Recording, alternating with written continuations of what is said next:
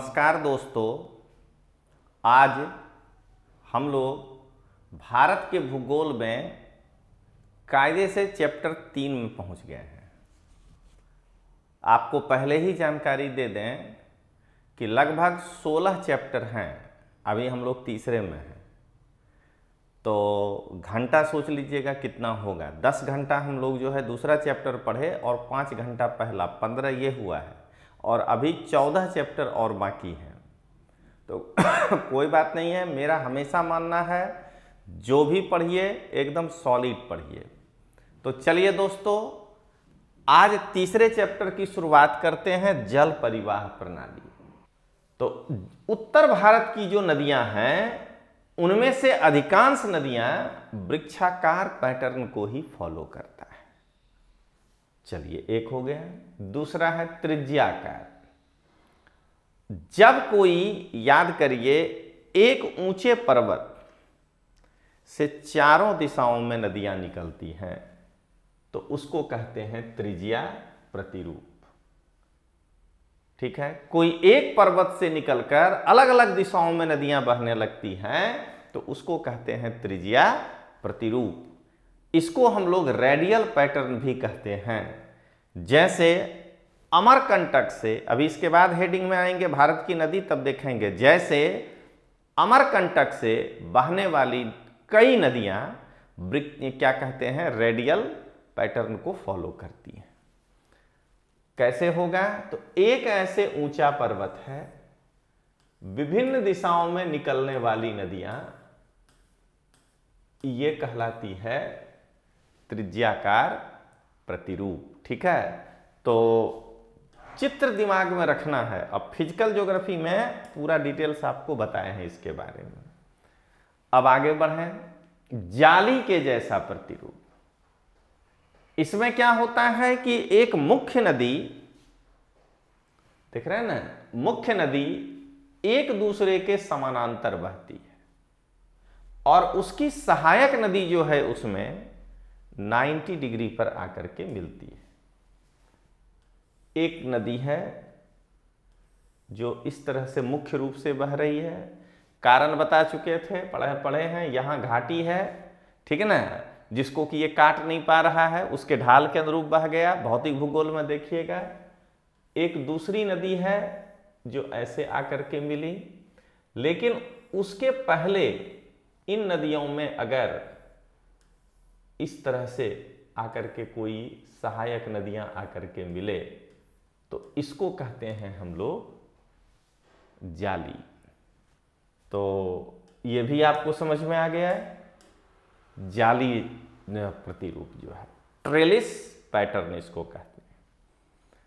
उत्तर America में Appalachian पर्वत से निकलने वाली जो नदियां हैं, उन नदियों का प्रतिरूप जो है वो इसी प्रकार का है। ये उदाहरण याद रखिए। अभिकेंद्रीय प्रतिरूप, इसमें क्या होता है, विभिन्न जाली का उल्टा, जाली नहीं, ये जो आप पढ़े थे इसके पहले, त्रिज्या प्रतिरूप। त्रिज्या प्रतिरूप का उल्टा। त्रिज्या प्रतिरूप में क्या है कि एक ऊंचे जगह से नदियां विभिन्न दिशाओं में निकलती हैं, और जाली प्रतिरूप में है कि एक जगह पर विभिन्न दिशाओं से आकर के नदियां जाली नहीं, अभिकेंद्री प्रतिरूप में एक जगह पर आकर के विभिन्न दिशाओं से नदियां मिलती हैं। तो देखिए, त्रिज्याकार प्रतिरूप और अभिकेंद्री प्रतिरूप में यह है कि यहां से त्रिज्याकार में विभिन्न दिशाओं में नदियां निकलती हैं। किसी एक उच्च स्थान से विभिन्न दिशाओं में नदियां निकलती हैं। और अभिकेंद्री में क्या होता है कि एक कोई सरोवर होगा, कोई घाटी होगी, जहां विभिन्न दिशाओं से आकर के नदियां उस एक जगह पर मिलती हैं। तो उल्टा देख लीजिए, यह जमीन उच्च होगा, वहां से निकलती है, और यह जमीन लो लैंड होगा, गड्ढा होगा, जहां पर आकर के नदी मिलती है, गिरती है। तो अभिकेंद्री और क्या कहते हैं आपका रेडियल त्रिज्याकार में अंतर आपको समझ में आ गया होगा। अभी भी बता रहे हैं कि ये केवल और केवल जो गंगा नदी और ये सब पढ़ाएंगे रिवर सिस्टम, उसको खाली मैनेज करने के लिए यहाँ ये खाली समझाते जा रहे हैं। इस पर विस्तृत क्लास, विस्तृत चर्चा भौतिक भूगोल के लेक्चर में किए हैं। जरा सा भी अगर इसको समझने में दिक्कत हो तो ऐप पर विद्यार्थियों से अनुरोध है कि इसको रोक देना है। भौतिक भूगोल में जाके पहले उस वीडियो को एक बार और देख लेना है, तब आकर के इसको फिर से समझना है। ठीक है, चलिए आगे बढ़ें। और अगर समझ में आ रहा है तो कोई बात ही नहीं है। इतना ही प्रकार बताए हैं क्या वहां? एक पूरा 1 घंटे का लेक्चर है, देखिएगा। तो चलिए दोस्तों, अब आगे शुरू करते हैं। भारत में ड्रेनेज सिस्टम के प्रकार क्या है? भारत की जो नदियां हैं वो किन किन ड्रेनेज सिस्टम को फॉलो करती हैं? तो भारत में मुख्य तरह से 2 प्रकार के ड्रेनेज सिस्टम मिलते हैं, और फिर उस 2 प्रकार को चाहें, पढ़ा चुके हैं पिछले क्लास में, उस 2 प्रकार को आप चाहें तो फिर कई उपखंडों में विभाजित कर सकते हैं। तो सबसे पहले हम लोग देखें कि हिमालय में जो बहने वाली नदियां हैं, हिमालय से जो निकलने वाली नदियां हैं, उसका ड्रेनेज सिस्टम किस प्रक्रिया को फॉलो करता है? तो उसको कहते हैं एंटीसीडेंट। पिछला ही जीपीएससी में ब्रह्मपुत्रा पर पूछा था, ठीक ना? तो उसको कहते हैं एंटीसीडेंट, पूर्वगामी वहन सिस्टम। अब याद करिए, पूर्वगामी वहन सिस्टम जब पढ़ाए थे, यहां तो केवल मैनेज करेंगे आपको, क्योंकि भौतिक भूगोल में इसको बढ़िया से, बहुत बढ़िया से डील किए हैं। एंटीसीडेंट क्या देख रहे हैं? एंटे है, एंट उल्टा, यानी नदी अपने ढाल के अनुरूप बहती है। बहना चाहिए नदी को अपने ढाल के अनुरूप, जो उसका ढोलाव है स्लोप के अनुरूप। लेकिन इस प्रक्रिया में आप क्या देख रहे हैं कि ये देखिए, नदी बह रही थी, एक ऊंचा ऐसे भाग आ गया, तो इसको नदी काट करके जो है अपना रास्ता बना लिया। वो सब कैसे करता है फिजिकल ज्योग्राफी में पढ़ाए हैं। तो क्या देख रहे हैं? एंटेसीडेंट। यहां क्या हुआ? ढोलाव के विपरीत नदी बह गया, क्योंकि नदी ऐसे ऊंचा नहीं जा सकती है और फिर नीचे। तो उसके लिए नदी क्या किया कि उसको, उस भाग को काट करके अपना रास्ता बना लिया। इसमें आपको पढ़ाए थे कि मान लीजिए कि कोई एक ऐसा जगह है जिस पर कि ऐसे ऊंचा आ गया, तो पहले समझिएगा, नदी का ये मार्ग है, नदी के मार्ग में कोई ऐसे ऊंचा जगह आ गया तो वो नदी के मार्ग को अवरुद्ध कर देगा। लेकिन नहीं, बार बार अपर्दन की क्रिया करके नदी जो है इस मार्ग को ऐसे काट दिया और इस ऊंचे भाग के को काट करके खीन बना करके उससे निकल गया। अभी देखिएगा, सतलज से लेकर के सब नदी यही दिखेगा कि तिब्बत से सतलज निकलती है और पहाड़ को काट करके जो है, जिसको हम लोग कहते हैं पास से, दर्रा से निकल जाती है, उस दर्रे से निकल करके फाटखीन से और नदी। तो आखिर वो फाटखीन बनाया कौन? ठीक ना? तो इसको कहते हैं हम लोग एंटेसीडेंट। तो हिमालय से निकलने वाली जो नदियां हैं वो अधिकांशतः पूर्वगामी वहन सिस्टम को फॉलो करती हैं, एंटेसीडेंट सिस्टम को फॉलो करती है।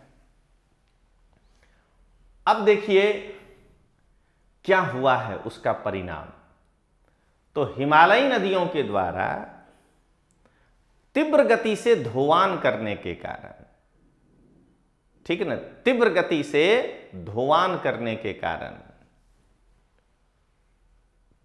यहां बड़े बड़े गड्ढों, खाड़ाओं का निर्माण हो गया। तो सही है, उसको काट के निकल गया। अब बड़े बड़े रास्ते में एंटी स्लोप आ गया है और उसको काटना है, तो नदी को बहने में ध्यान रखिएगा, जब नदी अपने मार्ग में आए हुए चीजों का अपर्दन करती है तो इसको कहते हैं शीर्ष अपर्दन, और जब नदी अपने इस पेटी का अपर्दन करने लगता है तो गर्त अपर्दन कहते हैं, क्षैतिज अपर्दन। तो यहां पर नदी शीर्ष अपर्दन का काम कर रही है, सामने आने वाले चीज को काट दिया। तो हिमालय से बहने वाली नदी जो है वो तीव्र गति से धोवान करती है, और ध्यान दीजिएगा, तीव्र गति से धोवान करती है और अपने मार्ग में आने वाले जो पहाड़ हैं, पर्वत हैं, टेकरी, डूंगर, जो कुछ भी है उसका शीर्ष अपर्दन करके निकल जाती है, और बड़े बड़े उसके कारण गड्ढे का निर्माण होता है, खाड़े का निर्माण होता है। हिमालयी नदी जो है वो बड़ी मात्रा में, हिमालयी नदी बड़ी मात्रा में रिवर किडनैपिंग का भी काम करती है। नदी अपहरण, सरिता अपहरण आज केवल मैनेज कर रहे हैं, पहले भी आपको पढ़ा चुके हैं कि जब एक मुख्य नदी में कोई दूसरी नदी आकर के मिलती है तो इस नदी का वजूद यहां से खत्म हो गया, तो इसको कहा जाता है कि रिवर किडनैपिंग, सरिता अपहरण। जब भी किसी मुख्य नदी में एक सहायक नदी आके मिलती है तो सहायक नदी का वजूद समाप्त हो जाता है और उसको हम लोग कहते हैं रिवर किडनैपिंग, सरिता अपहरण। तो हिमालयी नदी के वहन तंत्र की विशेषता क्या क्या निकला? तो पहला विशेषता निकला कि ये पूर्वगामी है, एंटेसीडेंट, ठीक है। दूसरा क्या निकला कि ये तीव्र गति से धोवान करती है। तीसरा क्या निकला कि यह शीर्ष अपर्दन का काम करती है। चौथा क्या निकला कि यह बड़ी मात्रा में रिवर किडनैपिंग का काम करती है।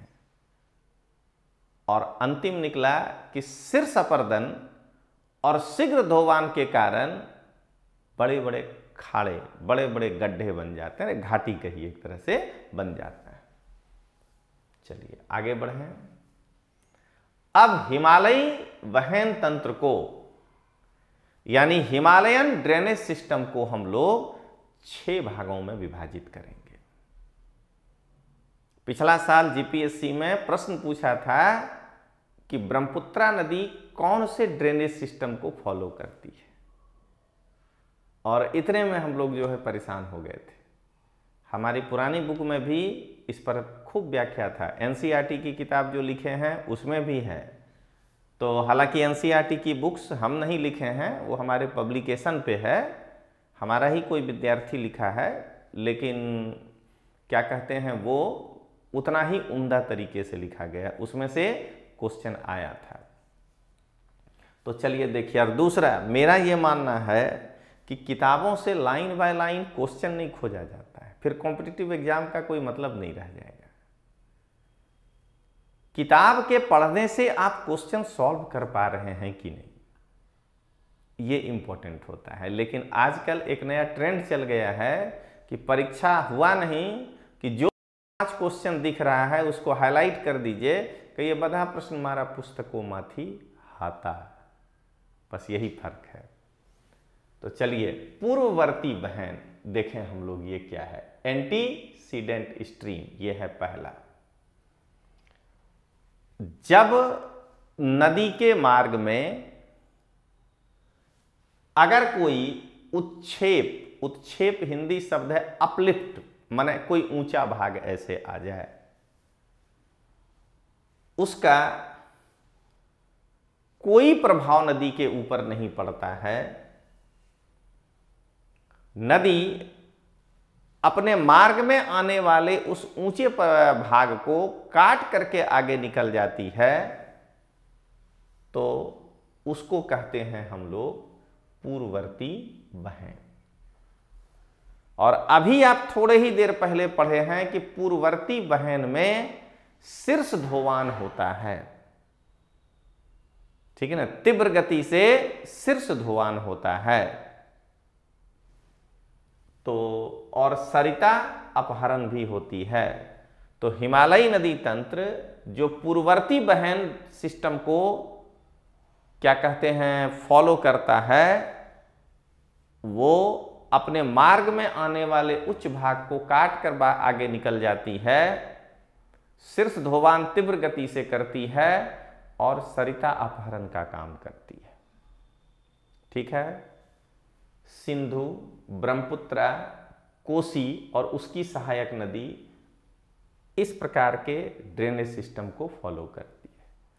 हो गया, यही तो क्वेश्चन था कि नीचे में से कौन सी नदी एंटीसीडेंट ड्रेनेज सिस्टम को फॉलो करती है। दक्षिण भारत के 3 नदियों का नाम था और एक ब्रह्मपुत्र था ऑप्शन में। बस इसीलिए कहते हैं कि फैक्ट्स को रटिए नहीं, आपने कंसेप्ट के साथ पढ़िए और उसके बाद देखिए। इसीलिए हम बार बार कहते हैं कि मेरा जो दवाई है वो आयुर्वेदिक दवाई है, वो धीरे धीरे आपके शरीर में आएगा लेकिन वो पक्का इलाज करके जाएगा। वो उस तरह का नहीं है कि इंस्टेंट और उसके साइड इफेक्ट हो जाए। तो इसीलिए आपको बार बार कहते हैं कि जब भी कोई तैयारी करिए क्लास 1-2 का या IAS का, तो 1-2 साल का समय ले करके करिए।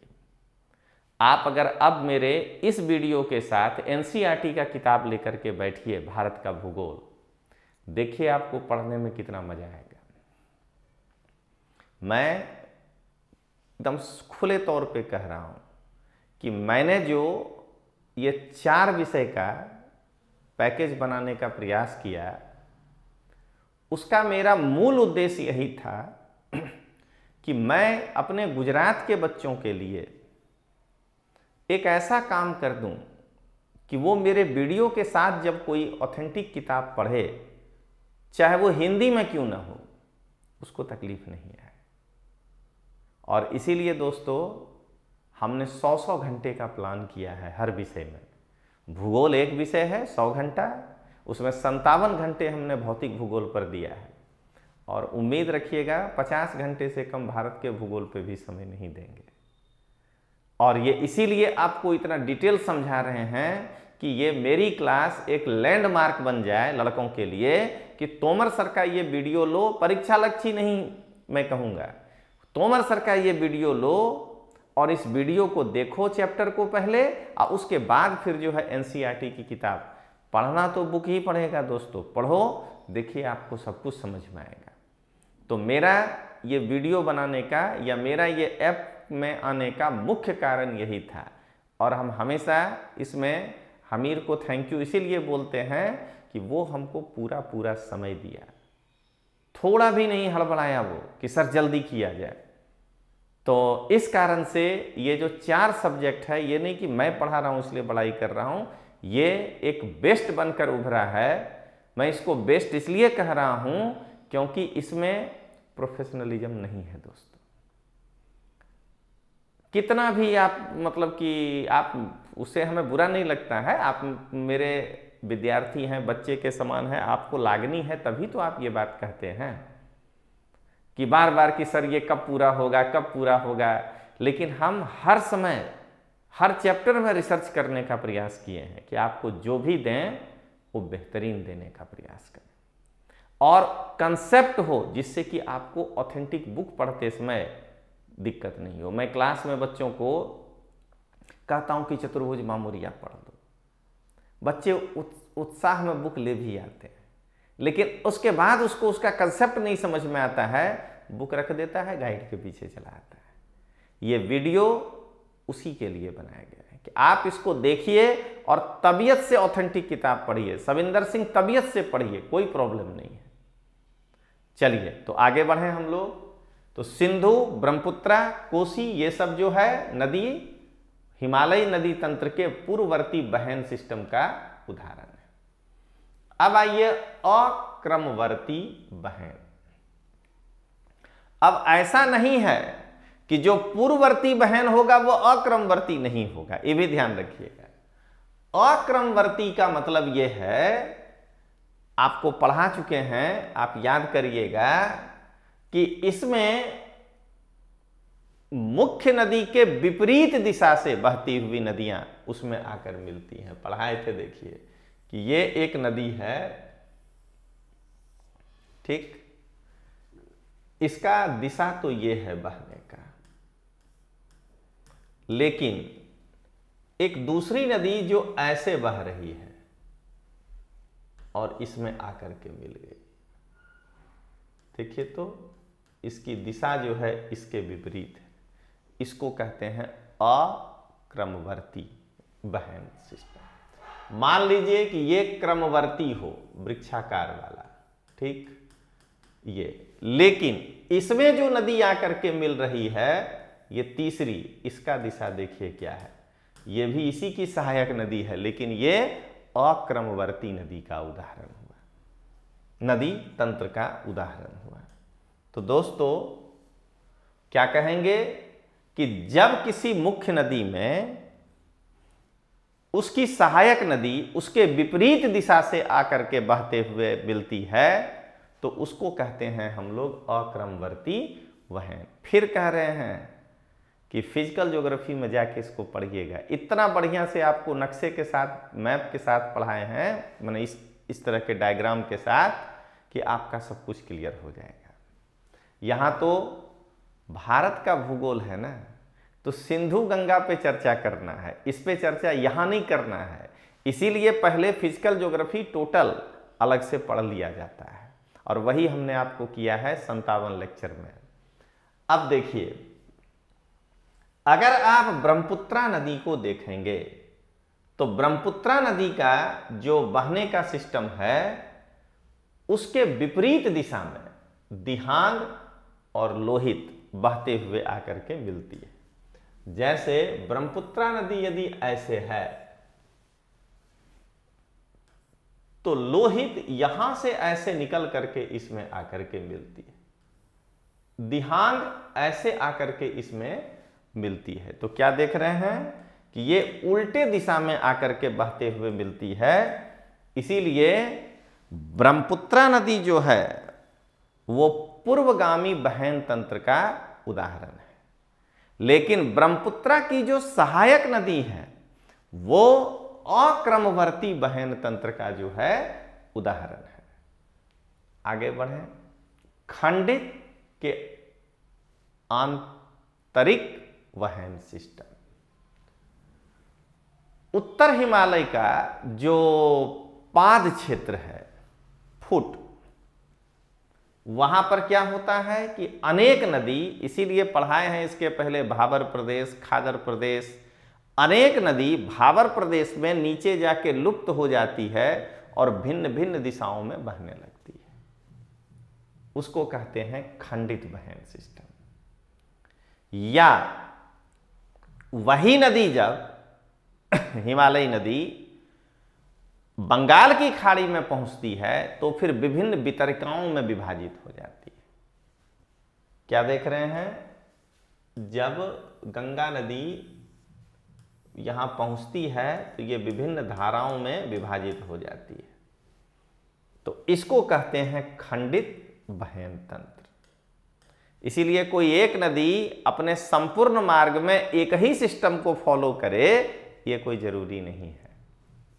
तो ये हो गया खंडित। अब आइए अंतःस्थलीय वहन सिस्टम। राजस्थान में, ये सब का डिटेल्स पढ़ाए हैं भौतिक भूगोल में, राजस्थान में रूपनारायण, मेढा, जोजरी, सुकरी, ये जो नदियां हैं सब, ये यहां जो बहने वाली है देखिए सुकरी, तो ये सब जो नदियां हैं जो लूनी की सहायक हैं ये सब समुद्र तक नहीं पहुंच पाती हैं, जिसको हम लोग कुमारिका नदी कहते हैं। ये सभी जो है रन में आती है। उत्तर कश्मीर और आसाम के क्षेत्रों में भी कुछ ऐसी नदियां हैं जो समुद्र में नहीं पहुंच पाती हैं, किसी झील में जाकर के गिर जाती है, सरोवर में जाके मिल जाती है, तो उसको कहते हैं अंतःस्थलीय वहन सिस्टम। अब आइए समानांतर वहन सिस्टम। अभी हम लोग देखे हैं लेक्चर में थोड़ी देर पहले कि एक नदी के पैरेलल ये दूसरी नदी हो और इसकी सहायक नदियां एक दूसरे के समानांतर आकर के मिलती हो, इसको कहते हैं समानांतर वहन सिस्टम। ये देख लीजिए, रिवर है, गंगा अपने ऊपर के मैदानी भाग में जो भी गंगा में आकर के नदियां मिलती हैं वो समानांतर वहन सिस्टम के अनुरूप मिलती हैं। अब आइए लंब चौरस आकार। समानांतर वहन और लंब चौरसाकार में एक ही अंतर है कि समानांतर वहन में दो नदियां पैरेलल ही होती हैं। जैसे ऊपर के भाग में यमुना और गंगा पैरेलल ही होती है और उसमें उसकी सहायक नदियां जो हैं वो ऐसे लंब चौरसाकार आकर के मिलती हैं। फिर ये नदी बाद में आकर किसी में मिल जाएगी, ऐसा भी हो सकता है, लेकिन यहां उसको कहते हैं समानांतर। और लंब चौरसाकार में है कि नहीं, एक ही नदी है, उस नदी में आकर के मिलने वाली जो भी सहायक नदियां हैं वो 90 डिग्री से आकर के मिलती है। ये देखने में लगता है कि एक लंब चौरसाकार पैटर्न बनाया है, इसको कहते हैं आयताकार पैटर्न, लंब चौरसाकार पैटर्न। और हम लोग शुरू से इस पर व्याख्या कर रहे हैं, मैं आपको कर रहा हूं कि ये पार्ट पूरा डिटेल्स हम लोग भौतिक भूगोल में पढ़े हैं। केवल नदियों का ये प्रकार जो है 1 घंटा पढ़ाए हैं कई भागों में बांट करके, तो वहां एक बार जो है आप वो वीडियो देख सकते हैं। लेकिन मैं फिर कह रहा हूं कि वो वीडियो YouTube पे नहीं है, वो ऐप पे है। और YouTube पर कभी कभी इच्छा होता है कि बच्चे जब कोई बहुत ज़्यादा इधर उधर करने लगता है, वो जेठा भाई दिखाने लगता है, तो जाकर के मन में लगता है कि नहीं, लड़के को दिखाया जाए कि रियल पढ़ना तो ये पड़ेगा ना, क्वेश्चन तो इससे आना है। जेठा भाई का फोटो बना के थोड़े पूछने जा रहा है।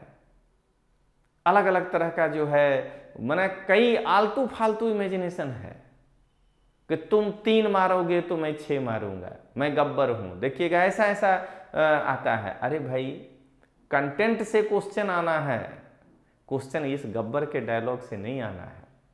तो इसीलिए कभी कभी आपको रियलिटी का एहसास कराने के लिए कि नहीं बच्चों, पढ़ना इससे पड़ेगा, इसलिए हम लोग इस तरह से आ जाते हैं।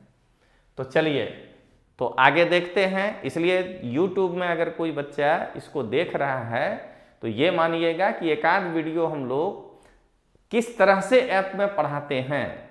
ऐसा नहीं कि YouTube पर कुछ अच्छा बना, यही वीडियो मेरे ऐप में भी आएगा। हाँ, ये जरूर है कि ये वीडियो 1.25 घंटे का है, उसमें से काट के आपको हम मात्र 40-45 मिनट का दे रहे हैं। तो क्या कहते हैं, पूरा चैप्टर ये जो वीडियो में आएगा। लेकिन जो अभी मैं कह रहा हूं यही ऐप में भी कह रहा हूं। ऐसा नहीं कि YouTube पर बहुत आकर्षक, अंदर जो है ऊपर से फिट फाट, भीतर से मोकामा घाट हो जाए। चलिए आगे देखें। तो लंब चौरसाकार जो है रिवर सिस्टम, ये कोसी और उसके मददनीश नदियों का उदाहरण है। तो आपने देखा कि ये हिमालयी नदी तंत्र का उदाहरण है जो मुख्यतः एंटीसीडेंट को फॉलो करता है, पूर्वगामी बहन को फॉलो करता है। मार्ग में आने वाले ऊंचे ऊंचे को काट के निकल गया क्षैतिज अपर्दन करके, और उसके अंदर फिर ये लोग इस तरह के पैटर्न को फॉलो करता है कि कहीं कोई जालीनुमा पैटर्न है, कहीं अंतःस्थली पैटर्न है, कहीं जो है आप देखिए लंब चौरसाकार पैटर्न है। अब देखते हैं द्वीपकल्पीय बहन तंत्र जो है उसमें जो है नदी किस प्रकार से बहती है। इसमें जो है नदी पश्चिम की ओर धोवान कम कर पाया है, ठीक है ना, धोवान ज्यादा किया है, ऊंचा है, वहां नदी का थोड़ा स्पीड ज्यादा है, इस कारण से यहां पे कुछ छोटे छोटे खीन का निर्माण हुआ है, घाटी का निर्माण हुआ है। द्वीपकल्पी वहन तंत्र जो है ये 8 प्रकार के वहन तंत्र को फॉलो करता है। जरा एक बार पलट के दिखाते हैं। गंगा नदी तंत्र जो है वो 6 प्रकार के वहन तंत्र को फॉलो करता था। द्वीपकल्पी वहन तंत्र जो है यानी पेनिनसुलर ड्रेनेज सिस्टम जो है वो 8 प्रकार के ड्रेनेज सिस्टम को फॉलो करता है। पहला है अनुसरण वहन।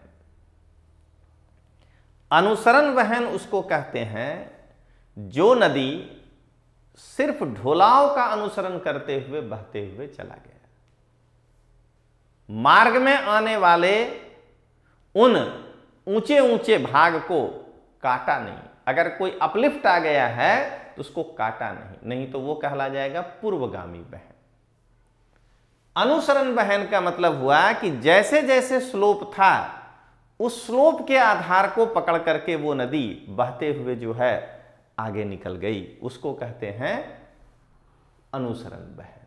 तो द्वीपकल्पी नदियों में ऐसी कई नदी हैं जो क्या कहते हैं अपने ढोलाव का अनुसरण करते हुए बहते हुए आगे निकल जाती है। जैसे आप देखें तो यहां पे बहती है पेरियार नदी, देखिए तो कैसे बहती है।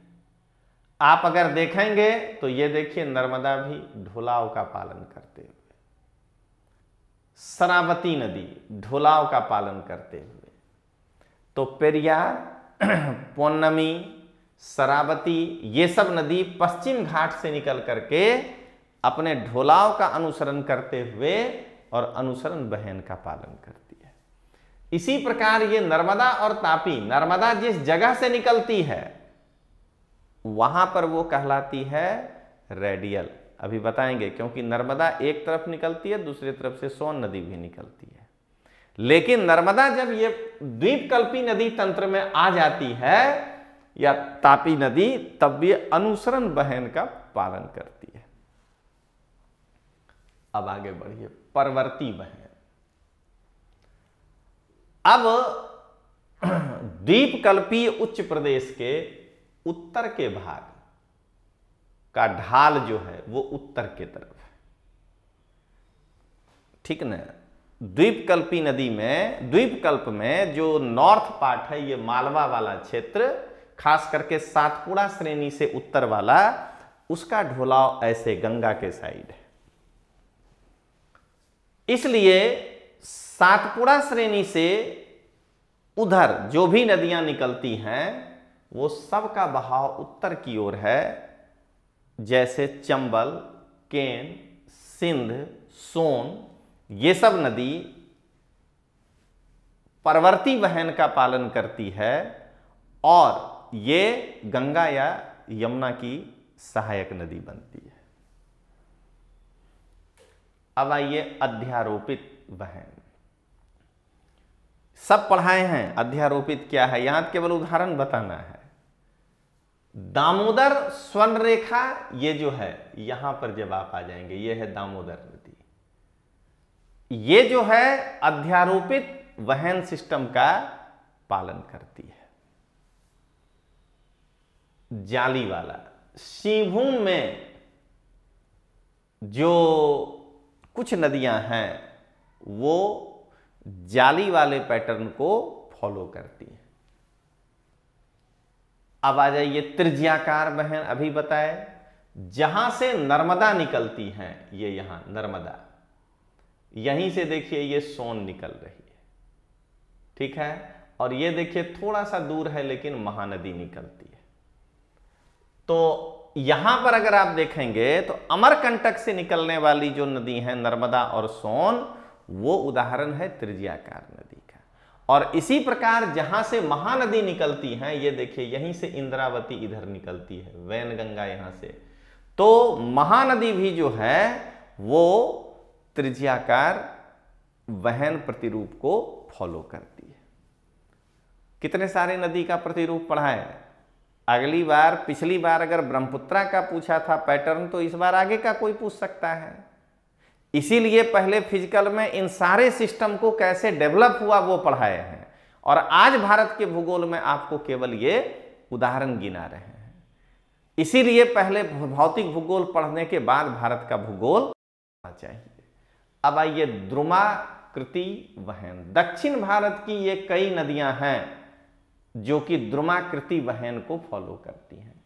सब अगर दिक्कत हो तो, चूंकि यहां हमको मेन सिंधु, गंगा ये सब पढ़ाना है, तो इसके लिए आप मेरे भौतिक भूगोल में जाकर के और वहां पे जो ड्रेनेज सिस्टम चैप्टर है उसको एक बार देख लीजिएगा।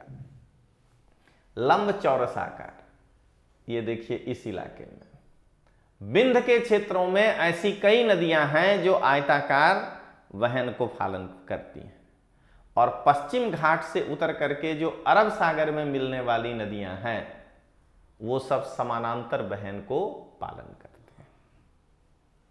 तो ये था कहानी भारत की बहने वाली नदियों के प्रतिरूप का। मैं फिर से आपको एक बार दोहरा दूं कि मेरे अगर इस चैप्टर को पढ़ने में, क्योंकि यहां हम भारत का भूगोल पढ़ाने आए हैं, भौतिक भूगोल नहीं, इसीलिए कहते हैं हमेशा कंसेप्ट पढ़ना चाहिए। तो मेरे इस चैप्टर को पढ़ने में अगर दिक्कत है तो आप पहले मेरे भौतिक भूगोल के सेगमेंट में चले जाइए और वहां जाकर के आप पहले ड्रेनेज सिस्टम पढ़ लीजिए। और इसीलिए हम आज आपसे अपील करते हैं कि भारत डिजिटल क्लास में जाकर के IAS full package Tomar sir का 4 विषय लीजिए और मस्त रहिए। 4 विषय मिला करके GPSC में 200 मार्क से ऊपर का क्वेश्चन फंसेगा। उसके बाद करंट या मेरे उसमें हमीर जो है मैथ भी रखा है, तो आप मैथ एक ले उसमें से पढ़ सकते हैं। तो या तो मैथ देख लीजिए और करंट देख लीजिए, प्रीलिम्स कभी नहीं रुकेगा। तो ये जो है मेरे पढ़ाने का तरीका यही है कि हम पढ़ाते इसमें घालमेल नहीं करते। जिस समय कंसेप्ट पढ़ाए हैं, तबीयत से भौतिक भूगोल में हमने कंसेप्ट पढ़ाया। शुरू के कुछ लेक्चर 2 घंटे के थे, हर एक में जो शुरुआत किए थे, तो लमसम रखिएगा 57 लेक्चर है, तो वो 65+ आवर केवल भौतिक भूगोल को हमने दिया है। एक एक चीज को माइन्यूट से माइन्यूट, यारदान से लेकर के मतलब पवन के द्वारा आकृति जो कुछ बनता है सब हमने आपको डिटेल्स पढ़ाया, और सविंदर सिंह को ध्यान में रख के पढ़ाया। इसलिए अगर यहां दिक्कत हो तो मेरे वहां जाकर के देख सकते हैं। और YouTube जो देख रहे हैं तो उनके लिए तो जितना YouTube में हम आ सकते हैं आपके लिए समय समय पे आते ही हैं, और इससे ज़्यादा के लिए तो फिर आपको ऐप सब्सक्राइब करना पड़ेगा। चलिए अब आगे देखें। अब जरा गंगा नदी तंत्र से जो दोआब का निर्माण होता है, गंगा नदी तंत्र का जो दोआब है, यानी गंगा नदी तंत्र से कितने प्रकार के जो मैदान बने हैं उस मैदान को कितने भागों में बांट सकते हैं।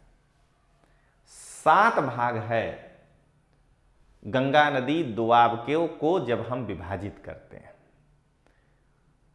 2 + आब, आब मतलब नदी, पर्शियन भाषा में 2 मतलब 2 नदियों के बीच के भाग को कहते हैं दोआब।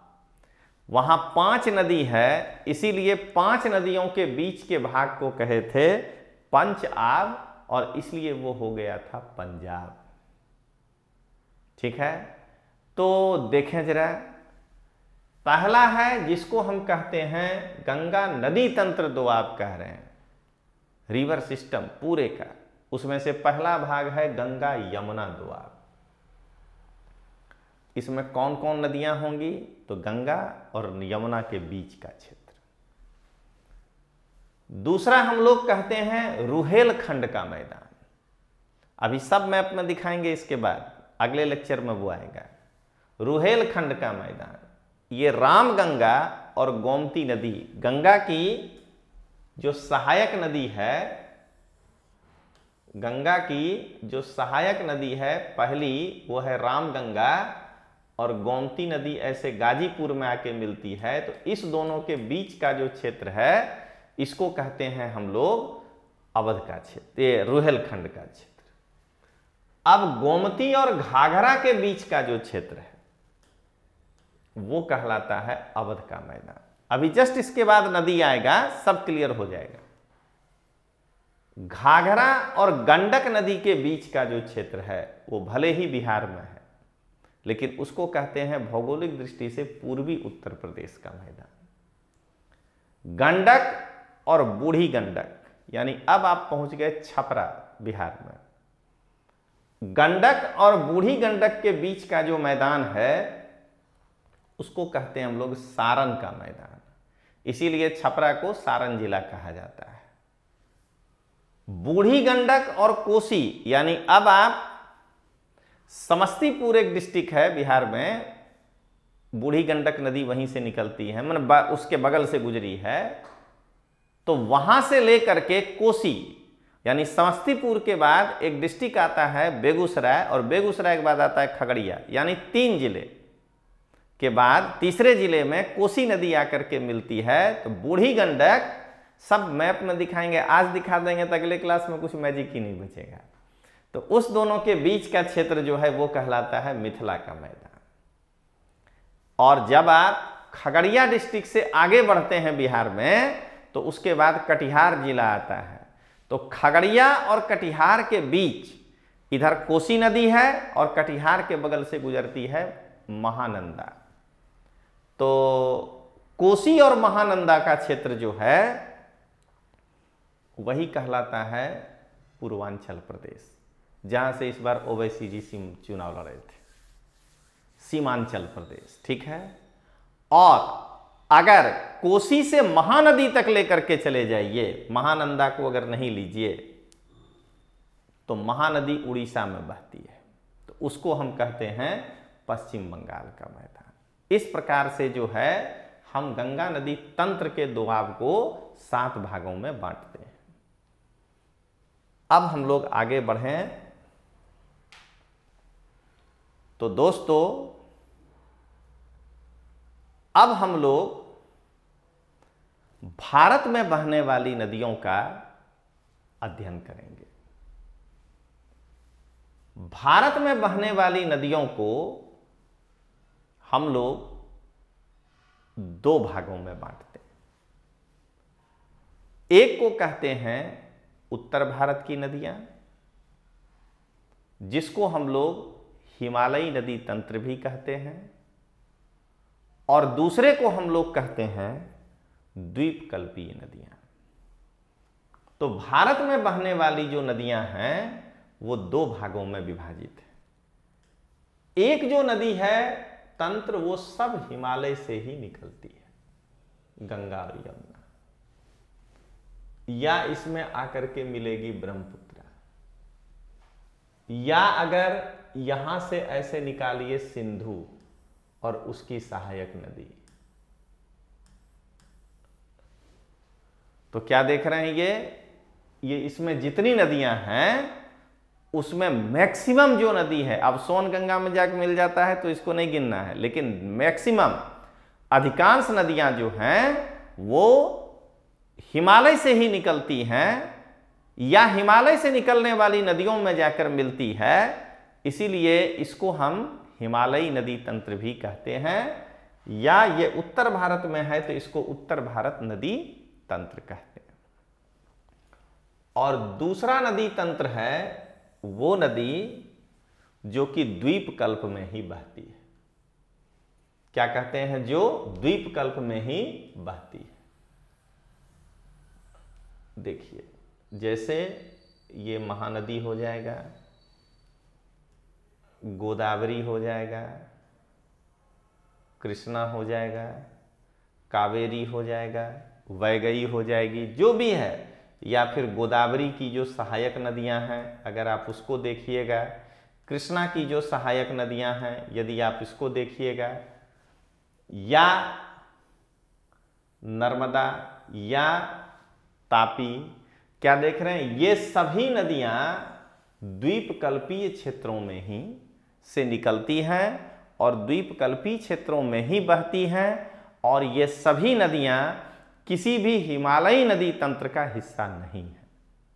किसी भी हिमालयी नदी तंत्र में जाकर ये नहीं मिलती है। इसलिए इस नदियों को हम लोग कहते हैं द्वीपकल्पीय नदी तंत्र। क्लियर हो गया।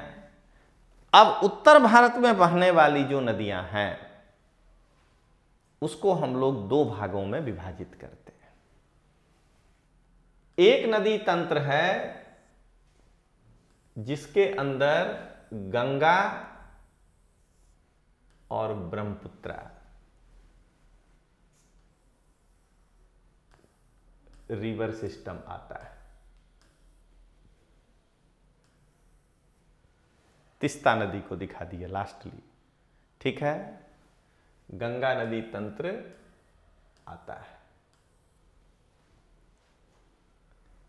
दामोदर तक को दिखा दिए। चलिए सोन भी दिखा देते। यमुना की सभी सहायक नदियों को दिखा देते हैं, ठीक ना। सबको अगले क्लास में पढ़ाएंगे। काली सिंध हो गया, चंबल हो गया, बेतवा हो गया, केन हो गया, इन सब नदियों को यहाँ पे दिखा दिए। यहाँ पे ऊपर रामगंगा, गोमती, घाघरा, गंडक, बूढ़ी गंडक, कोसी, महानंदा, जितना नदी है वो ऊपर गंगा का दिखा दिए। ब्रह्मपुत्रा में जो मिली नदी, चाहे वो सुबनसिरी है, दिहांग है, दिबांग है, लोहित है, सबको उसमें एक साथ दिखा दिए, ठीक है। तो एक नदी तंत्र ये है, ये इतना विशाल नदी तंत्र है कि इसको अकेले ही पढ़ना पड़ेगा। इसीलिए सेकंड लेक्चर जो होगा इस पर पार्ट 2 वो आपका ऐप, हालांकि अब वो सब लेक्चर यूट्यूब में नहीं आ पाएगा, तो वो लेक्चर जो है आपका पार्ट 2 होगा और वो ऐप में है। तो ये जो है एक हुआ है। और एक दूसरे नदी को देखिए तो जो आपको साफ दिखेगा कि ये गंगा नदी का भाग नहीं है, सिंधु और उसकी सहायक नदियां।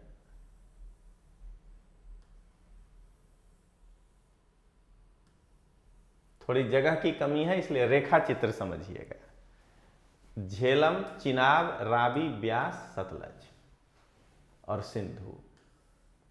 फिर सिंधु में आकर के गिलगिट वगैरह जो नदी है ये सब यहां मिलती है। काबुल नदी वो भी सिंधु में आकर के इधर से मिलती है। तो अगर आप इन नदियों को देखें, इसलिए कह रहे हैं कि हम लोग को किसी गूगल में जाकर के, वो तो सिर्फ आपको अच्छा लगता है इसलिए हम लेकर आते हैं, गूगल में जाकर के और किसी का बनाया हुआ लेकर के और हीरो बनने का मन नहीं करता है। ये हाथ और इस कलम में हमारे इतना ताकत है कि हम सब कुछ बना सकते हैं। उस तरह का पढ़ाई किए हैं और इसीलिए आपको कहते हैं कि बुक देखिए, बुक ये काम नहीं आएगा।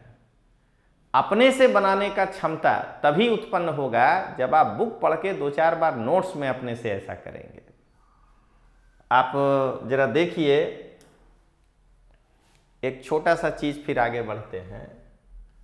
अब जरा बढ़िया से बनेगा इंडस रिवर।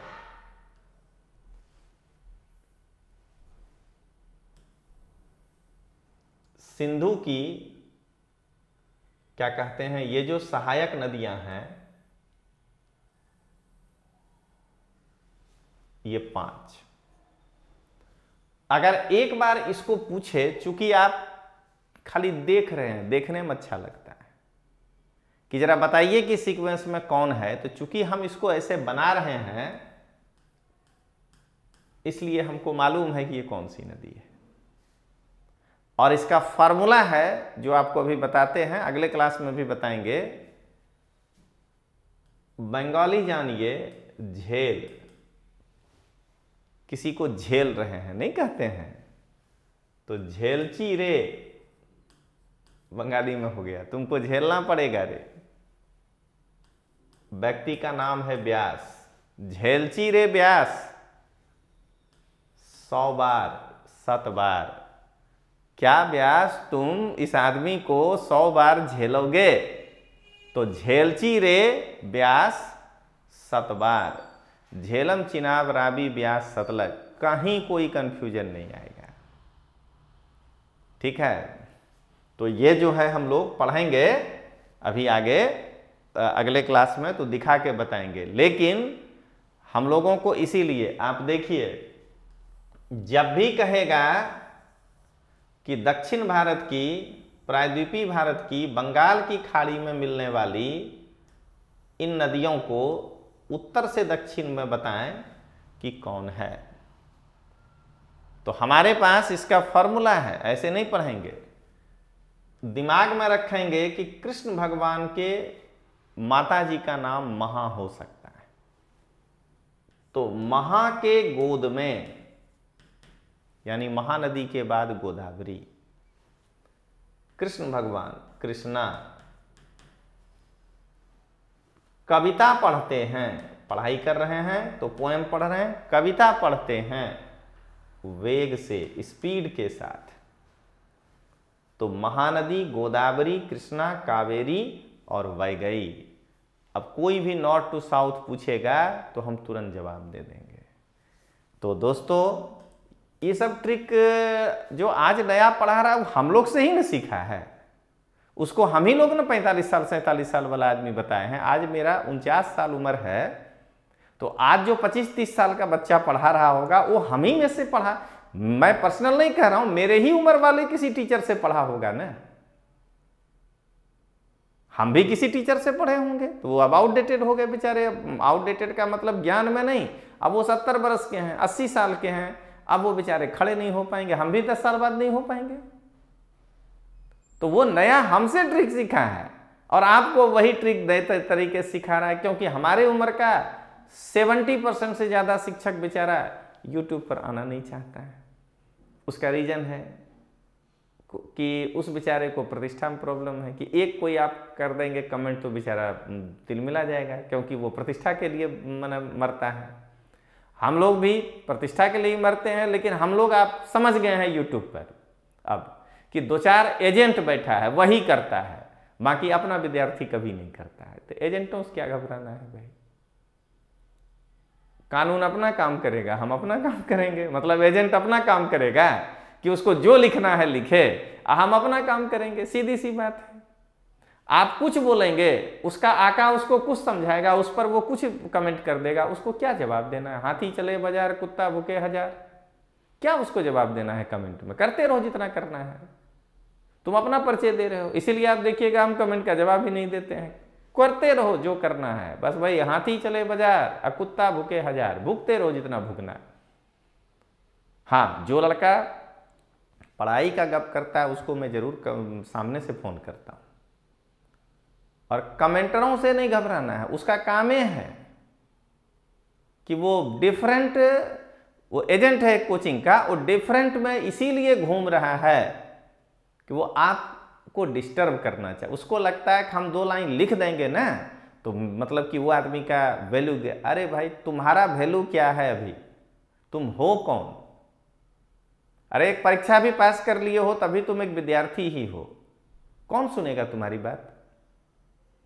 इसलिए कहा जा रहा है कि आराम से पढ़िए। आजकल मैं अपनी बात नहीं कर रहा हूं, मेरे तो कोई कमेंट नहीं करता है, हम तो 0 TRP वाले टीचर हैं। हमें तो इस बात का जरा भी नहीं लेस मात्र रहता है कि 5 देख रहा है कि 20 देख रहा है। हम तो भगवान बुद्ध के शिष्य हैं, हम उसी चीज को फॉलो करते हैं कि ब्रह्मा जी ने कहा था भगवान बुद्ध को कि तुम तो उपदेश दो, जो सुनेगा उसका भला होगा, जो नहीं सुनेगा उसका भला नहीं होगा, सीधी सी बात है। तो ध्यान रखिएगा कि अभी YouTube या ये जो ऑनलाइन क्लास है, इसका माध्यम आज भी यही होना चाहिए कि शिक्षक आपको समझाए, कुछ अपने से करे बोर्ड पर, जैसे पहले करता था। वो बना बनाया हम खाली ये कलम लगाने से क्या हो जाएगा? तो चलिए आगे बढ़ें। तो अब उत्तर भारत की नदियों को हम लोग 2 भागों में बांटेंगे। एक है सिंधु नदी के क्रम की नदियां और एक है गंगा नदी के क्रम की नदियां। तो आज दोस्तों हम लोग गंगा नदी ने तो नहीं कर पाएंगे, सिंधु नदी के क्रम की नदियों का अध्ययन करेंगे। सबसे पहले क्या कहेंगे कि ये देखिए सिंधु नदी के क्रम की जितनी भी नदियां हैं, ये देखिए झेलम, चिनाब, रावी, ब्यास, सतलज, जो भी, या इधर से काबुल, ये सभी नदियां पश्चिमी हिमालय के जल को, हिमालय यहां से लेकर के अरुणाचल प्रदेश तक है, पश्चिमी हिमालय के जल को लेकर अरब सागर में गिरा देती है। ध्यान रखना है, स्टेटमेंट ऐसे ही आता है। इसमें सिंधु, झेलम, चिनाब, रावी, ब्यास, सतलज ये सिंधु की पूर्वी सहायक नदी है। और पश्चिम में भी पढ़ चुके हैं आप लोग, पश्चिम में भी क्या कहते हैं, काबुल नदी है। आज नहीं, वैदिक काल में आप पढ़े थे कुभा। पश्चिम में भी क्रुमु थी, कुर्रम नदी है। तो ऐसा नहीं कि पश्चिम में नदी नहीं है। तो ये सब पश्चिम की ओर से आकर के सिंधु में मिलने वाली नदियां हैं। लेकिन चूंकि अपना मुख्य उद्देश्य है भारत का भूगोल पढ़ना, इसीलिए हम लोग फोकस करते हैं पूर्वी सहायक नदियों को ज्यादातर। अब आगे बढ़े सिंधु के बारे में। सबसे पहले सिंधु का मतलब क्या होता है? तो सिंधु का मतलब होता है सागर। क्यों? तो बरसात के समय जिस वक्त जो है ये बाढ़ लेकर के आती है, उस समय इस नदी का एक कोने से दूसरा कोना नहीं दिखाई देता है, सागर के जैसा लगने लगता है। तो इसलिए इसका नाम पड़ा सिंधु, विशाल हो जाता है। इसीलिए याद करिएगा कि जब हम लोग वैदिक काल पढ़े थे तो वैदिक काल थे कि समुद्र का मतलब पूर्व वैदिक काल में समुद्र नहीं है, क्योंकि आर्य समुद्र नहीं देखा है। क्योंकि आर्यों के जीवन में क्या कहते हैं, मछली और नमक नहीं है। नमक सबसे बड़ा उदाहरण है कि इसका मतलब है कि वो समुद्र नहीं देखा है। इसीलिए अगर वो समुद्र शब्द कहता है तो समुद्र का मतलब होता है अमाउंट ऑफ वाटर, एक विशाल जल राशि। यानी वो सिंधु को ही देख के द्रवित हो गया, भाव विह्वल हो गया और वो कहा कि अरे ये तो हम सागर में आ गए। अब आगे बढ़े। ये नदी लद्दाख श्रेणी से के उत्तरी भाग से निकलती है, ठीक है, लेकिन लद्दाख श्रेणी के उत्तरी भाग से निकलती नहीं है। लद्दाख श्रेणी के उत्तरी भाग में आने पर इसका नाम पड़ता है सिंधु। ये दो नदियों के मिलने से बनती है इंडस। कैलाश शिखर से एक नदी निकलती है सिंगी खंबाब और दक्षिण से निकलती है गर्तांगचू। यानी अगर हम लोग इंडस को पढ़ने जा रहे हैं तो पहले एक गर्तांगचू नदी दक्षिण से और एक सिंगी खंबाब,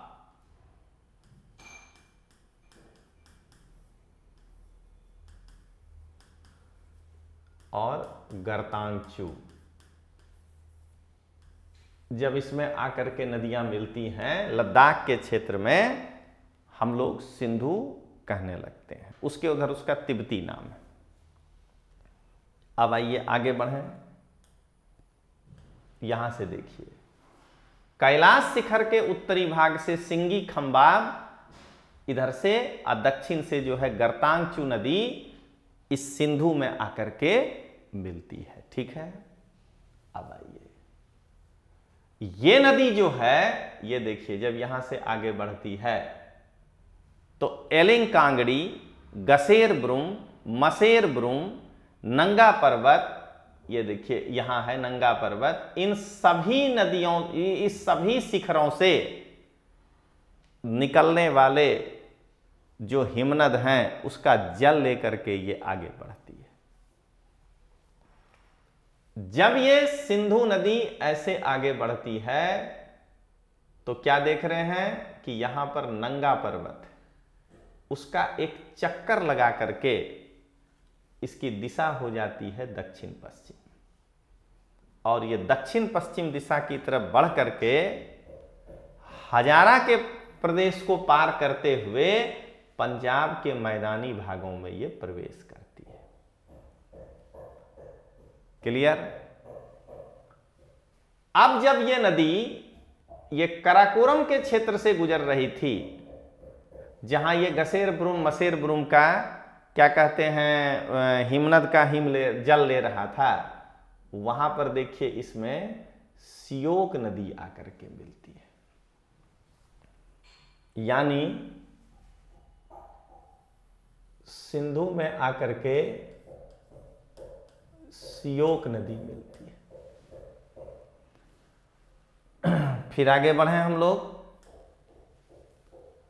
ये देखिए सियोक नदी आकर के मिलती है। सियोक की एक सहायक नदी है नुब्रा, उसका भी जल जो है नुब्रा सियोक में मिली, और सियोक का जल जो है वो सिंधु को मिलता है। अब आइए, जब ये जांस्कर श्रेणी के पास पहुंचती है तो इसमें जांस्कर नदी आकर के मिलती है।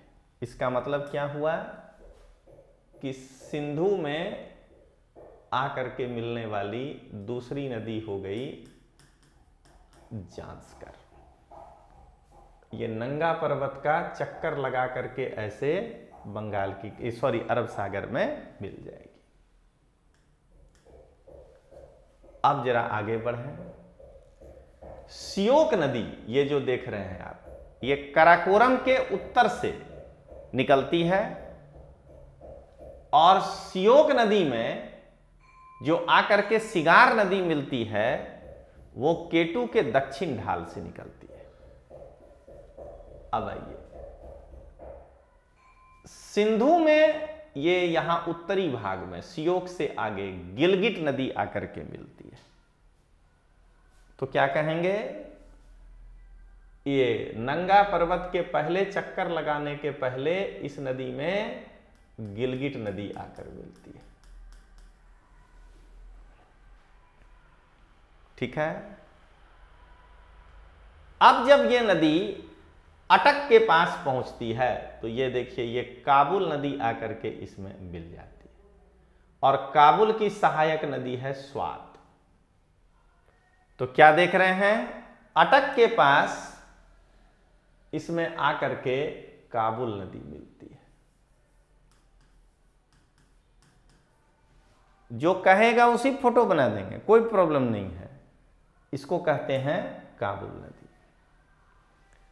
अगर सिंधु की कुल लंबाई देखी जाए तो 3880 किलोमीटर है, और इसका वहन क्षेत्र drainage area 9.6 lakh square kilometre है। अब हम लोग इसकी अन्य सहायक नदियों को पढ़ें, उससे पहले यहां पे देख लें, सिंधु की पूर्वी दिशा से आकर के मिलने वाली नदी ये 5 है।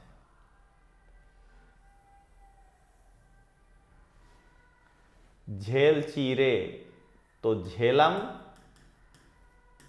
चिनाब, रावी, ब्यास, सतलज। यह है सिंधु और उसके सहायक नदियों की कहानी। अब हम लोग आगे बढ़ें। अब इसकी वो सहायक नदी जो भारत के क्षेत्र में है, कुछ तो पाकिस्तान में भी है, लेकिन भारत के क्षेत्र में है, सीक्वेंस में आपको पढ़ा दिए हैं। अब एक एक करके देखें। तो पहले सतलज नदी को देखते हैं, क्योंकि इसका बड़ा भाग हमारे यहाँ है। सतलज नदी का उद्गम, ये देखिए, ये है सतलज नदी, यहां से निकलती है। सतलज नदी का उद्गम कैलाश श्रेणी के दक्षिणी ढोलाव पर, चैप्टर 2 याद करिएगा, मानसरोवर के बगल में राक्षस ताल था, वहां से है।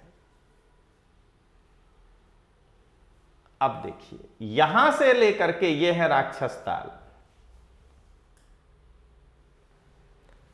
राक्षस ताल से लेकर के जब ये सिपकी दरला फाटखीन तक पहुंचती है तो इसकी दिशा होती है, अगर इसको ऐसे कट कर दें तो नॉर्थ वेस्ट, उत्तर पश्चिम, और उसके बाद ये अपने दक्षिण पूर्वी दिशा की ओर बहने लगती है। सिपकीला फाटखीन से पार करके, हुआ पूर्वगामी नदी की नहीं, उसको काट दिया। सिपकीला फाटखीन से यह भारत में प्रवेश करती है। और ध्यान रखिएगा, आज कोई भी इस पर डैम नहीं पढ़ाने जा रहे हैं, हम घालमेल नहीं करते हैं। बांध एक अलग चैप्टर होगा जिसमें हम केवल नदियों के बांध, उस दिन यही कहेंगे कि सतलज कहां से निकलती है, पढ़ा दिए। इसलिए आज कोई विवाद नहीं पढ़ेंगे, वो सब एक अलग चैप्टर होगा जिसमें पढ़ेंगे। ऐसे करके स्पेशलाइज तरीके से पढ़िएगा तो एक दूसरे से जोड़ के पढ़ पाइएगा। तो आज केवल नदी नदी पढ़ना है। सतलज नदी जांस्कर श्रेणी को छेद करके पूर्वगामी बहन, देख रहे हैं ना, सिपकी ला फाटखीन से भारत में प्रवेश करती है। जब ये भारत में प्रवेश करती है तो ये देखिए स्पीति नदी बह रही है। तो खाब नामक जगह पर स्पीति नदी सतलज नदी से आकर के मिल जाती है। ये देख लीजिए, ये स्पीति नदी बह रही है और ये सतलज नदी में आकर के मिल गई। ये जगह है खाब। तो खाब नामक स्थान पर ये स्पीति नदी इसमें आकर के मिल जाती है। लाहुल और स्पीति जो पढ़ाए थे भौतिक भूगोल में, सॉरी भारत के भौतिक में, जब ये शिवालिक श्रेणी को पार करके रोपड़ के पास पहुंचती है तो वहीं पर ये भाखड़ा नांगल बांध है, जिसके बारे में हम लोग डिटेल्स अगले चैप्टर में पढ़ें। जब ये नदी सतलज नदी, ये देखिए, कपूरथला के पास पहुंचती है, ये है कपूरथला, तो यहां इसमें ब्यास नदी आकर के मिल जाती है और इसकी संयुक्त धारा ये देखिए ऐसे बहते हुए पठानकोट से थोड़ा आगे जाकर के सिंधु नदी में मिल जाती है। भारत में सतलज नदी की लंबाई भारत में 1050 किलोमीटर है और इसका ड्रेनेज एरिया जो है वो 24,000 स्क्वायर किलोमीटर है। तो ये था सतलज नदी की जानकारी। अब देखें चिनाब नदी की जानकारी। तो लाहुल और स्पीति क्षेत्र जो आपको बताए थे,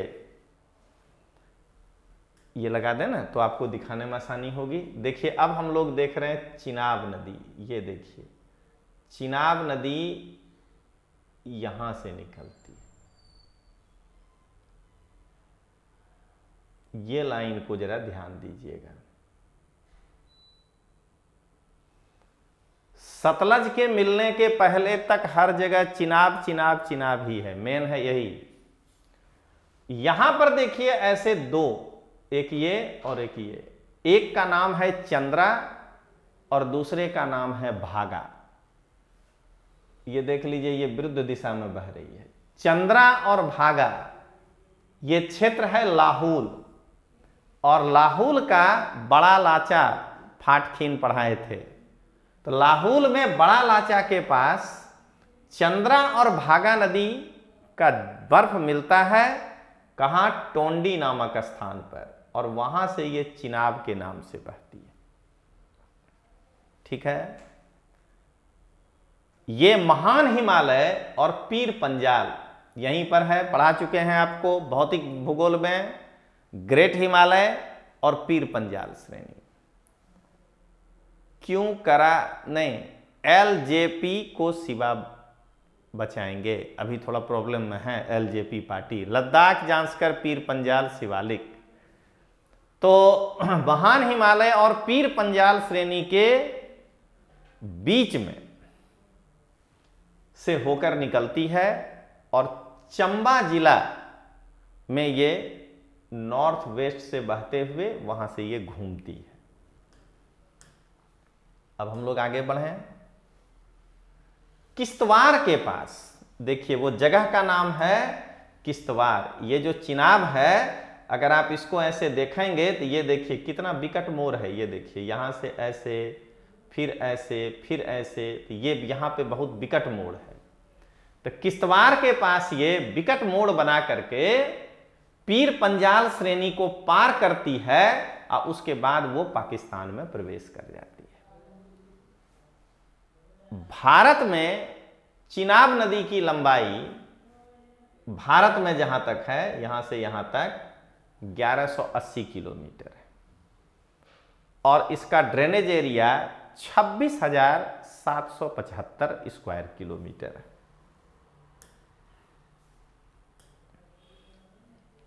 अब आइए झेलम। झेलम को प्राचीन भारत में हम लोग वितस्ता नदी कहते थे, कई युद्धों में नाम लिए हैं। तो झेलम जब हम लोग देखना चाहेंगे तो ये देखिए, ये है झेलम, ठीक है, और ये जो है ये ऐसे बहते हुए, ये देखिए, ये इस तरह से चिनाब नदी में आके मिलती है। इसकी एक सहायक नदी है जिसका नाम है किशन गंगा, इसीलिए हम लोग कहते हैं किशन गंगा प्रोजेक्ट।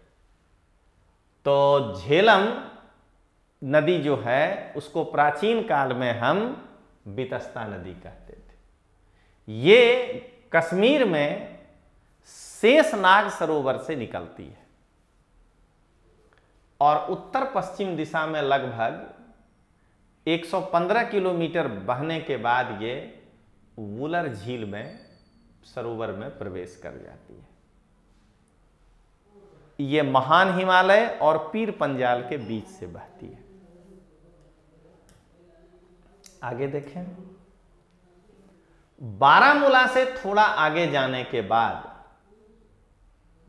ये तीव्र ढाल के साथ 2110 मीटर गहरी खीन बनाती है। झेलम कश्मीर में परिवहन और व्यापार के लिए एक महत्वपूर्ण नदी है। इसकी पूरी लंबाई झेलम की 400 किलोमीटर है और ये असर करता है 28,490 स्क्वायर किलोमीटर को, ड्रेनेज एरिया को प्रभावित करता है। अब आइए रावी। ये देखिए, ये है रावी। पंजाब में बहने वाली ये सबसे छोटी नदी है। इसका उद्गम धौलाधर श्रेणी से होता है, इसीलिए पहले भौतिक भूगोल भारत वाला चैप्टर 2 पढ़ लीजिएगा। बसौली के पास ये नदी यहां मैदानों में प्रवेश करती है। इसकी कुल लंबाई 725 किलोमीटर है और इसका ड्रेनेज क्षेत्र 5957 स्क्वायर किलोमीटर है। आज कुछ चर्चा नहीं, न डैम न कुछ, आज हम प्राकृतिक बहाव को देख रहे हैं, यही समझिएगा। उस पर अगला चैप्टर, तीसरा चैप्टर यही आएगा, तीसरा नहीं आएगा, 5वां भी हो सकता है, तो डैम आएगा। उसके बाद हम लोग आगे बढ़ें। ब्यास नदी देखिए, इसका भी जो है निकलने का जगह, ये देखिए यहां ब्यास है ये, और यहीं पर ये देखिए रावी नदी भी निकलती है, दोनों पास पास ही है। धौलाधर श्रेणी को छेद करके, देख रहे हैं ना, पूर्वगामी बहन ब्यास नदी हिमाचल प्रदेश में प्रवेश करती है। हिमाचल प्रदेश के कुल्लू, मंडी, कांगड़ा, इन जिले से बहते हुए कपूरथला के पास ये जो है सतलज नदी में आकर के मिल जाती है। कई बार प्रश्न आया है कि सतलज और ब्यास कहां पर आकर के मिलती है।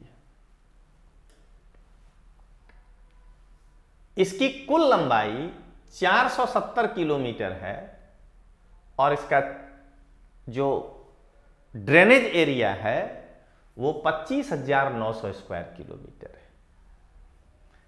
अब देखिए झेलम, ठीक है ना, सॉरी यहां से आएगा ये झेलम, रावी, चिनाब, ये मुल्तान के पास आकर के लगभग एक दूसरे से मिलती है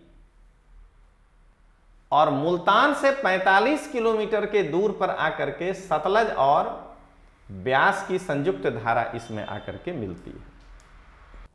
तो दोस्तों ये था आज का ड्रेनेज सिस्टम का एक पार्ट। दोस्तों YouTube व्यूअर और हमारे जो ऐप के विद्यार्थी हैं उनके लिए ये सूचना है कि ये पूरा का पूरा लेक्चर 1.5 घंटे का है, ठीक है, जो ऐप पर फुल लेक्चर अवेलेबल है। उसका एक पार्ट हमने निकाला जो सिंधु और उसकी सहायक नदी का एक छोटा सा जो आपको हमने दिया पार्ट, वो आपके पास है। YouTube पर हम लोग कोई नया वीडियो बना के अलग से आकर्षक नहीं रखना चाहते हैं। आप देखे होंगे कि सारे लोग परीक्षा के बाद बताएं कि मेरे में से इतना मिला, मेरे में से, मेरे और हमीर के बीच संघर्ष होते रह गया, लेकिन हमने उसको नहीं किया, नहीं अच्छा लगा। अब क्या अपने को बताना है कि नहीं मेरे में से क्वेश्चन लड़ गया? अरे वो तो लड़का तय करेगा, हमें कहने की क्या आवश्यकता है, वो तो विद्यार्थी ने कहेगा। मीडिया से अगर आप बड़ा नेता हो जाएंगे तो नेता थोड़े कहलाएंगे, गांधी बनना पड़ेगा ना। तो इसीलिए मैं उन चीजों पे भरोसा नहीं करता हूं। हाँ, मेरे पढ़ाने से आप मैक्सिमम क्वेश्चन सॉल्व करेंगे, आपके दिमाग को इतना खोल देंगे। तो YouTube में इसका कटा हुआ पार्ट है आपके पास। ये इसलिए है कि इसी स्तर का चीज आपको ऐप में भी मिलेगा। मेरे YouTube के लेक्चर और उसमें आपको धोखा नहीं होगा कि YouTube पर अच्छे से दिखा दिए और वहां कुछ और चल रहा था।